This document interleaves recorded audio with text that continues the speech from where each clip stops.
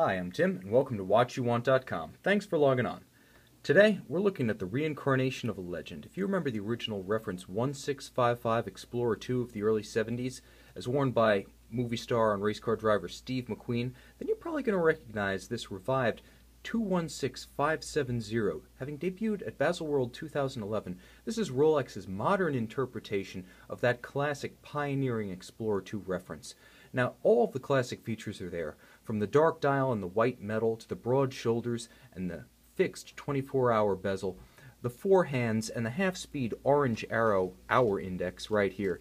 It's all there, but it's bigger, better, and more refined.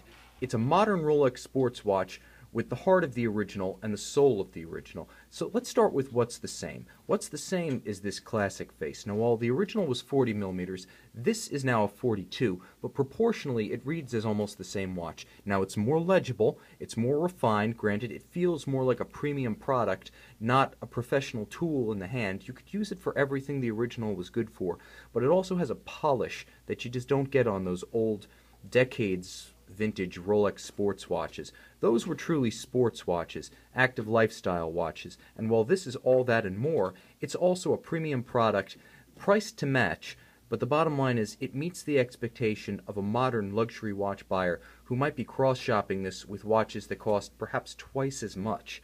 So the bottom line is this can punch far above its weight in terms of fit, finish, materials, and watchmaking quality. And Rolex realized, as the 2000s came to an end, that its 5-digit reference Explorer II had grown a little long in the tooth. Still a great watch, but the 16570 had some shortcomings that needed to be addressed. The stamped clasps that were made of the old 316 steel, they felt a little flimsy in the hand. The hollow end links on the bracelet, they weren't quite up to par with the quality of steel used in the bracelet or the case generally, which is the Rolex 904 steel. It's harder, it holds its polish, it holds its finish better. The bottom line is that this watch corrects both deficiencies. First, with a uniform quality of steel 904L, all harder, more enduring, a higher quality, all Rolex in-house steel, and of course a milled clasp. No longer stamped, this 904L steel milled clasp opens and shuts. It's actually spring retained, not friction retained, with incredible solidity and structure. The bottom line is, with the Easy Link built in, you actually have 5 millimeters of adjustability here. You're looking at a great way of tool-free adjustment if your wrist does swell, if you gain some weight, lose some weight, if it's a hot day, a cold day. So those little refinements are there. And just as the watch is bigger than its predecessor, materially more substantial than its predecessor, mechanically it's also more refined than its predecessor. Now, the old 3185 movement was a little bit more susceptible to shock and magnetism than this one right here. This is the 3187. Now, the 3186 debuted in the Rolex 6-digit GMT Master 2 of 2005. That added the Parachrom Blue hairspring, which increased the shock resistance, temperature resistance, and the anti-magnetic properties of the fundamental movement. But this watch goes one step further, and it adds Rolex's Paraflex shock absorbing system. Now, this actually absorbs shock roughly, if you believe Rolex's claims, 50% better than Inca Block or Kith. To me, what's most impressive here, because I can't independently evaluate those claims, is that it proves Rolex truly can build every part of a watch. Now, that shock protection, even Jaeger-LeCoultre, the arch manufacturer, doesn't produce its own shock protection in-house. They buy Kith flexors. So for Rolex to prove that they can build shock protection, in addition to building hands, indexes, and dials, again, JLC and Zenith, those are manufacturers to the point where Zenith even makes its own hairsprings. They can't make dials. Rolex builds every part of the watch now, from the steel to the shock protection to the dial to the movement to the case. They are a fully integrated manufacturer. I would say that they are the only one of that kind in Switzerland. Worldwide, Seiko of Japan being their only rival in that respect.